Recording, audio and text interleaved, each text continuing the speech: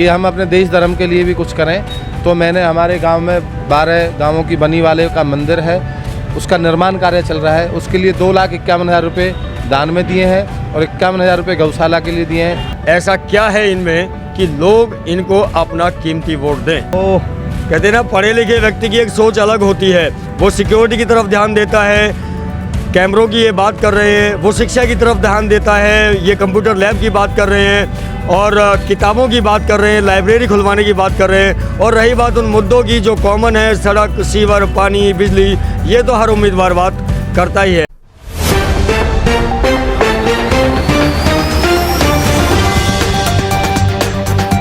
नमस्कार, ATN news हर पल आपके साथ, मैं से साठा और आप सभी का स्वागत करता हूं। चुनावों की तारीख तय हुई, बेशक से विलंब रहा और अब हरियाणा के अंदर चुनावों का जो माहौल है वो बड़ा ही गरमाया हुआ है। गलियों में, चौक चौराहों पर आप देखते होंगे बहुत सारे लोगों ने अपने प्रत्याशी होने के बोर्ड लगा रखे हैं और लोगों से अपील कर रहे हैं कि लोग उन्हें अपना कीमती वोट देकर भारी मतों से जिताएं। इस चीज़ के चलते हमारा जो कार्यक्रम है ग्राम सरकार, इस कार्यक्रम के तहत आज हम पहुंचे हैं पिटला। हमारे साथ है भाई दया तंवर जी, आप देख रहे होंगे बोर्ड में, और ये हमारे साथ दया तंवर जी बैठे हुए हैं। दया तंवर जी से बात करेंगे कि क्या क्या विकास कार्य इनके क्षेत्र में होने चाहिए, कैसे ये उन विकास कार्यों को करवाएंगे और ऐसा क्या है इनमें कि लोग इनको अपना कीमती वोट दें। दया जी, बहुत बहुत स्वागत है आपका। धन्यवाद। क्या कहेंगे, लोग क्यों वोट दें आपको? मैं ये कहना चाहता हूँ कि वोट की बात करते हैं आप कि वोट क्यों दें। सबसे पहले तो मैं अपने समाज का, अपने गांव का एक बहुत जागरूक नागरिक हूं।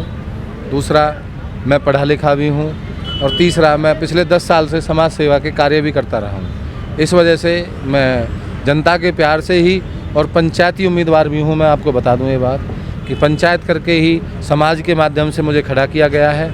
मैं जिला परिषद की तैयारी कर रहा था, वो रिजर्व सीट आने की वजह से आज मैं ब्लॉक समिति वार्ड नंबर 17 से चुनाव लड़ रहा हूँ। दर्शकों, हमने आपको एक वीडियो दिखाया था गांव पनहेड़ा कला का, जिसके अंदर एक कैंडिडेट ऐसा भी था कि जो खुद नहीं खड़ा हुआ, उसे खड़ा किया गांव के लोगों ने, उसे खड़ा किया वहां की सरदारी ने, ये देखते हुए कि ये व्यक्ति पिछले 2, 3, 4 सालों से गांव के लिए बहुत ज़्यादा विकास कार्य कर रहा है। उस व्यक्ति का साफ कहना है कि ये गांव की सरदारी ने मुझे खड़ा किया है, मैं खड़ा नहीं हुआ हूं और अगर जनता अपना आशीर्वाद देगी तो मैं जनता की और भी ज़्यादा बेहतर सेवा कर पाऊंगा। वही कुछ यहाँ भी नज़र आ रहा है कि मैं नहीं खड़ा हुआ, मुझे तो गांव के लोगों ने खड़ा किया है और अगर गांव के लोगों ने मुझे खड़ा किया है तो कुछ सोचा होगा, समझा होगा, मेरे किसी कार्य को देखा होगा जिसके चलते उन्होंने मुझे खड़ा किया। अब अगर हम बात करें कि आप पढ़े लिखे उम्मीदवार हैं, थोड़ा सा दर्शकों को बताएं कि आपकी क्या क्वालिफ़िकेशन है और उस क्वालिफ़िकेशन का इस्तेमाल करते हुए आप कैसे अपने क्षेत्र को विकास में आगे ले जाएंगे।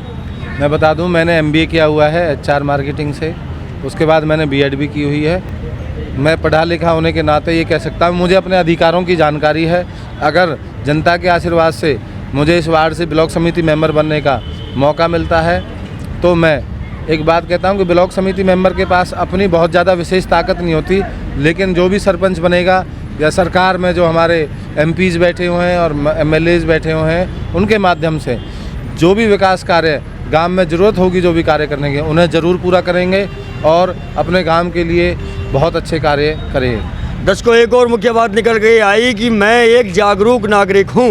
देश के विकास के अंदर, क्षेत्र के विकास के अंदर एक जागरूक नागरिक का बहुत अहम योगदान होता है। अगर वही जागरूक नागरिक जब राजनीति के माध्यम से सिस्टम में प्रवेश करता है, लोगों से वोट लेकर जीतता है, तो कहीं ना कहीं वो एक सामान्य जो कैंडिडेट होता है, सामान्य जो उम्मीदवार होता है, उससे ज़्यादा समाज के लिए काम करने में सक्षम होता है। क्या क्या काम आप करवाने की सोच रहे हैं आने वाले समय में कि ये कार्य हमारे क्षेत्र के लिए विशेष रूप से होने चाहिए? देखो जी, अगर जनता मौका देती है और हमारे गांव से सरपंच रिजर्व सीट से लड़ी जा रही है अब की बार, उनमें से जो भी भाई कैंडिडेट बन के आता है, हम उनका सहयोग करेंगे और उनके माध्यम से और अपने माध्यम से कोशिश करेंगे कि गांव को हम पहले तो सबसे पहले पूरे गांव में कैमरा लगवाए जाए, कंप्यूटर लैब खोली जाए, लाइब्रेरी खोली जाए और पूरे गांव को वाईफाई से कनेक्ट किया जाए। क्योंकि बिजली पानी की समस्याओं का तो सब आदमी कहता है कि बिजली पानी, सरकार बिजली पानी की समस्याएं को अपने आप दूर कर रही है। रोड अच्छे बने हुए हैं सरकार में, आप देख ही रहे हैं। लेकिन हम एक अलग से ऐसा कार्य करना चाहते हैं कि हमारा गांव, जैसे मोदी जी कहते हैं, हाईटेक बनाएंगे, हम डिजिटल बनाएंगे। ओह, कहते हैं ना, पढ़े लिखे व्यक्ति की एक सोच अलग होती है।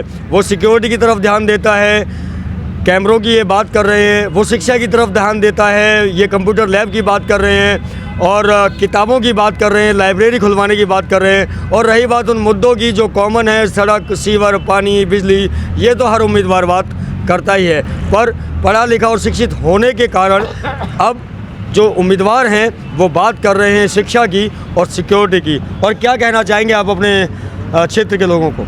मैं तो यही कहना चाहता हूँ कि सब वोटर आज जागरूक हैं, पढ़े लिखे हैं, कैंडिडेट भी 10वीं पास कर दिए हैं गवर्नमेंट ने, तो वोटर भी अपनी जागरूकता का परिचय देते हुए ऐसे कैंडिडेट्स को अपनी वोट दें जो उनके विकास में उनका सहयोग करें। अगर चुनिंदा कैंडिडेट कहीं जाके मीटिंग में या किसी अधिकारी के सामने अपने वार्ड की बात भी नहीं रख पाए तो उस कैंडिडेट को ना चुनें। ऐसा कैंडिडेट देखें जो अपनी जनता का पक्ष सही तरीके से रख सके और अपनी जनता की भलाई के लिए विकास कार्य कर सके। दर्शकों, ये भी एक मुख्य बात है कि कैंडिडेट अगर जीतने के बाद आपके क्षेत्र की समस्या को प्रशासन के सामने अच्छे तरीके से रख पाए, प्रशासन के सामने उस बात को रख पाए जो वो समस्या उस क्षेत्र की है, और समन्वय स्थापित करके उस क्षेत्र का विकास कर पाए, ये सभी क्षमताएं भी उम्मीदवार के अंदर होनी चाहिए। और एक जो शिक्षित उम्मीदवार होता है उसके अंदर ये क्षमताएं काफ़ी हद तक होती हैं। MBA की पढ़ाई इन्होंने की हुई है। MBA की पढ़ाई में प्रबंधन करना सिखाया जाता है, कंपनियों का या किसी भी काम का प्रबंधन आपने कैसे करना है। तो यह भी तो एक प्रबंधन ही है कि क्षेत्र का विकास करवाना कैसे है। तो आपने तो इसकी स्पेशल पढ़ाई भी कर रखी है। जी बिल्कुल, मुझे उसका बहुत ही फ़ायदा मिलेगा, क्योंकि वहाँ पे HR में हमें यही सिखाया गया है कि हम अपने जो एम्प्लॉयज़ होते हैं उनसे कैसे काम करवाएं, उनको कैसे मैनेज करें। तो वो मैनेजमेंट सिस्टम मुझे यहाँ भी काम आएगा और आगे ये हमारे लिए फ़ायदा रहेगा, वार्ड के लिए भी और गांव के लिए भी। दूसरी बात मैं आपको बताना चाहता हूँ, हमने एक और अच्छी पहल शुरू की है। मैं तो और भी जो साथी कैंडिडेट चुनाव लड़ रहे हैं यहाँ से या कहीं और से, कि हम अपने देश धर्म के लिए भी कुछ करें। तो मैंने हमारे गांव में 12 गांवों की बनी वाले का मंदिर है, उसका निर्माण कार्य चल रहा है। उसके लिए 2,51,000 रुपये दान में दिए हैं और 51,000 रुपये गौशाला के लिए दिए हैं। क्योंकि मेरी सोच अलग है, दारू, सुल्फा, गांजा बांटने की बजाय अगर हम अपने धर्म उतना ही पैसा अगर हम चुनाव जीतने से पहले भी लगा रहे हैं तो आप समझिए दर्शकों कि सोच कितनी अच्छी है। और सोच को देखकर वोटरों को वोट देना चाहिए, उम्मीदवार की शिक्षा का स्तर देखकर वोट देना चाहिए, और उम्मीदवार क्या अपने प्रदेश के विकास के लिए प्रशासन के सामने सही रूप से समस्याओं को रखकर क्या उन समस्याओं का हल करवा सकता है। वोट देने से पहले एक आम वोटर के मन में ये 3-4 मुख्य प्रश्न होने चाहिए। जात बिरादरी से ऊपर उठकर हमें वोट देना चाहिए। एक आम नागरिक जागरूक होना चाहिए वोट देने के लिए, तभी देश, क्षेत्र, प्रदेश का जो है विकास हो पाएगा। अब हम इसे कंक्लूड करते हैं, और क्या कहना चाहेंगे अंतिम में अपने दर्शकों को आप? मैं तो यही कहना चाहूँगा कि सबसे पहले 22 तारीख और 25 तारीख 2 दिन मतदान है। सबसे पहले मेरी अपील है, मतदाता वोट किसी को भी दे, लेकिन सबसे पहले अपनी वोट डालने ज़रूर जाए। दूसरा, जो भी वोट डालने जाए वो ये सोच समझ कर जाए कि उनके लिए, उनके समाज के लिए, उनके गांव के लिए कौन सा कैंडिडेट अच्छे काम कर सकता है, कौन कैंडिडेट पढ़ा लिखा है, कौन कैंडिडेट उनकी बात को रख सकता है। इन्हीं बातों के साथ मैं तो अपील करता हूं कि मुझे भारी मतों से विजयी बनाएं ताकि मैं आपकी सेवा को और आगे बढ़ा सकूं। धन्यवाद। जय हिंद, जय भारत।